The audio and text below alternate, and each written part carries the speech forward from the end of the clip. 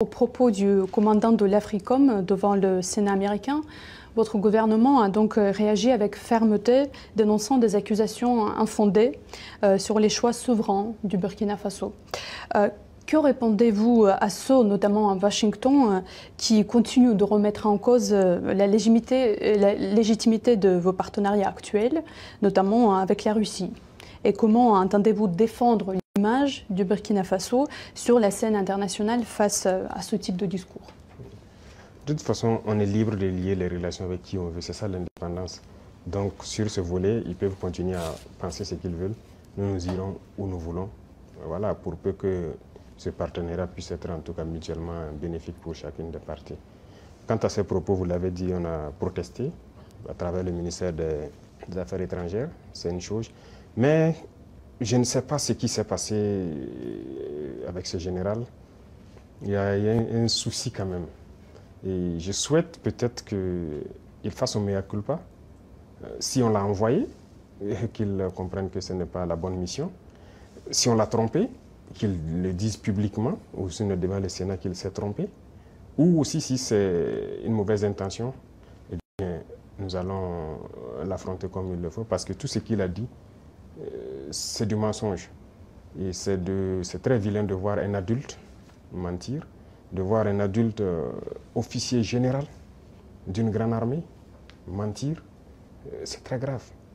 D'abord, il a parlé de l'or du Burkina qui sert à ce que nous on utilise pour se protéger et tout. D'abord, c'est l'or du Burkina, ce n'est pas son or.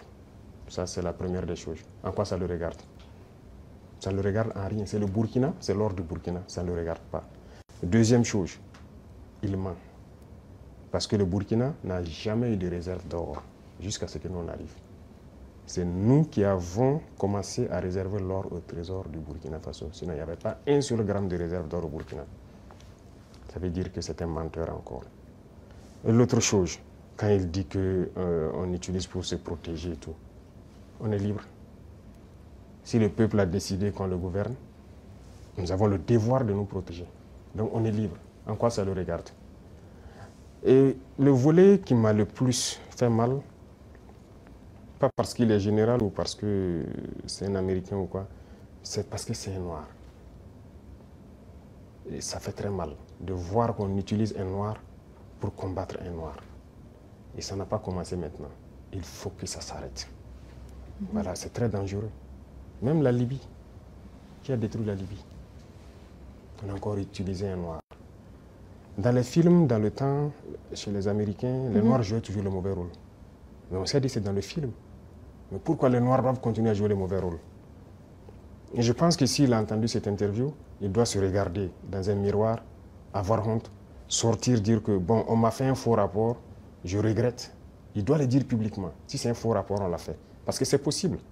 C'est possible qu'on l'ait fait un faux rapport et qu'il sorte dire, parce que vous avez suivi, quand je prends notre voisin, encore, comme je dis entre nous noirs, le ministre de la Défense ivoirien, qui se promène, aller en Turquie, voir le ministre de la Défense turc et lui dit qu'il ne va nous vendre des armes. Vous voyez comment ça fait mal. Quand c'est un noir qui se comporte comme ça fait très mal. Est-ce qu'on a fait un faux rapport? Qu'il sorte de démentir. Si on l'a envoyé pour créer un problème au Burkina, comme ils ont l'habitude de le faire, eh bien, on va s'apprêter, on va les attendre. Parce qu'il faut que ça s'arrête maintenant. La race noire ne doit pas être utilisée pour combattre les noirs. Et chaque fois, c'est la même chose, c'est la même chose. Et c'est ce que nous déplorons. Et ça nous a fait beaucoup mal de voir que c'est un noir qui tient ces propos. C'est vrai qu'ils peuvent le regretter, par plusieurs canaux, ils essaient de se rattraper. Mais non, ça a été dit publiquement, il faut se rattraper publiquement. Voilà, nous, c'est comme ça. Nous ne sommes plus dans l'hypocrisie diplomatique, comme on aime le dire. Dire des choses haut et fort, et venir en bas dire non, on s'excuse, on n'a pas quoi. Il faut le dire publiquement. Donc, je les invite à se rattraper, à le dire publiquement, parce que la jeunesse africaine a compris, la jeunesse noire dans le monde entier a compris. Cette manipulation ne passe plus. Voilà, ça a toujours été le cas, utiliser de faux alibis pour espérer atteindre d'autres objectifs. Ça ne passe plus. Donc c'est regrettable, mais le Burkina reste dans sa lignée. Nous continuerons à nous développer. Et il a oublié de dire tout ce que nous faisons pour le Burkina. Ce que nous faisons, aucun régime ne l'a réalisé. voilà, le développement socio-économique du Burkina, qui a fait, voilà, nous sommes en train de construire beaucoup de centres de santé, équiper en appareillage les examens médicaux et baisser les coûts des examens médicaux. Quel régime a fait pareil? Personne. Nous sommes en train d'agir sur l'agriculture, labourer gratuitement les champs des paysans, notre production a augmenté et tout. Qui l'a fait? Personne. L'armée que nous sommes en train de créer, d'une nouvelle armée, l'armée burkinabé n'a jamais été autant fournie en effectifs, en équipement que maintenant. Qui l'a fait? Aucun régime. En matière d'emploi, aucun régime n'a créé autant d'emplois que nous l'avons fait.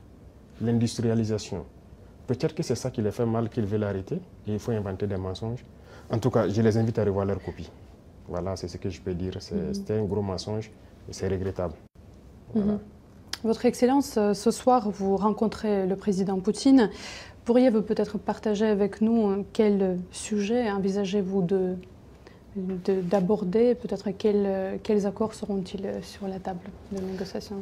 C'est la coopération, en gros, que nous allons aborder.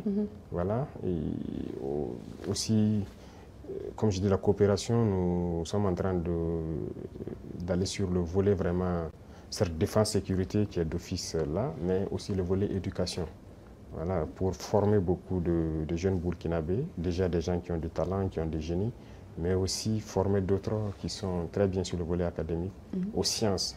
Et ce sont les sciences qui permettent de développer un pays. Voilà, donc il y a tous ces volets, toutes ces questions qui seront sur la table. Mais aussi, il y a la géopolitique qui est en pleine mutation. Tous les jours, il y a du changement. Et je pense que, comme je dis, nous avons les mêmes perspectives. C'est d'avoir un monde libre, un monde multipolaire libre, où les gens seront indépendants, souverains, de faire tout ce qu'ils veulent faire. Ce sont des questions qui seront abordées. Voilà, et aussi, principalement, notre espace avec notre situation particulière au Sahel, éventuellement, que nous allons aborder. Merci beaucoup pour votre réponse. C'est qu'aujourd'hui, la Russie et le Burkina Faso sont dans le même combat. Nous avons un monde que je peux qualifier d'unilatéral. Nous voulons un monde multipolaire. Voilà, nous voulons un monde libre, indépendant, un monde de paix, où les nations ne dictent pas donc, à d'autres nations ce qu'elles doivent faire et comment ils doivent être. Donc la Russie est activement dans ce combat, qui est aussi un combat de dénazification, si je peux dire. Et donc nous aussi, nous sommes dans ce même type de combat contre l'impérialisme qui veut nous asservir, qui veut nous garder dans l'esclavage. Donc nous avons donc les mêmes perspectives. Donc c'était très symbolique qu'on vienne participer aux côtés donc, du peuple russe à cette célébration. Notamment, le peuple soviétique a contribué largement à vaincre le nazisme et le burkinabé, comme vous le dites bien, applique aujourd'hui les efforts pour lutter, pour éradiquer le terrorisme. Voyez-vous des similitudes entre nos deux peuples et en quoi cela se manifeste-t-il plus concrètement? Oui. Moi, j'ai appris beaucoup de leçons dans cette célébration et il y a beaucoup de similitudes dans la lutte que nous menons actuellement. Regardez, le peuple soviétique a sacrifié près de 27 millions de vies pour avoir cette victoire. Ils pouvaient à un moment donné dire que c'est bon, ils signent l'armistice, ils abandonnent. Mais le courage, la ténacité, la résilience a fait qu'ils ont continué le combat et ils ont fini par gagner. Le Burkina mène une lutte depuis maintenant près de 10 ans contre le terrorisme. C'est pas qu'il n'y a pas de morts, il y a beaucoup de morts depuis cette époque jusqu'à aujourd'hui. Mais nous n'abandonnons pas parce que nous savons que nous allons gagner la victoire et nous continuons ce combat. Donc il y a cet état d'esprit-là qui nous fédère et donc c'est ça qui est aussi très intéressant dans ces moments. À chaque fois que nous avons l'occasion, nous aimons leur rendre hommage car nous savons qu'ils sont tombés pour nous. Nous disons que si la France n'a pas oublié le général de Gaulle, que si les Américains n'ont pas oublié Martin Luther King, nous n'avons pas le droit d'oublier Thomas Sankara, Patrice Lumumba, Kwame Nkrumah, Jomo Kenyatta, King Rastafari from Ethiopia. Ils ont oublié la prison d'Assabo.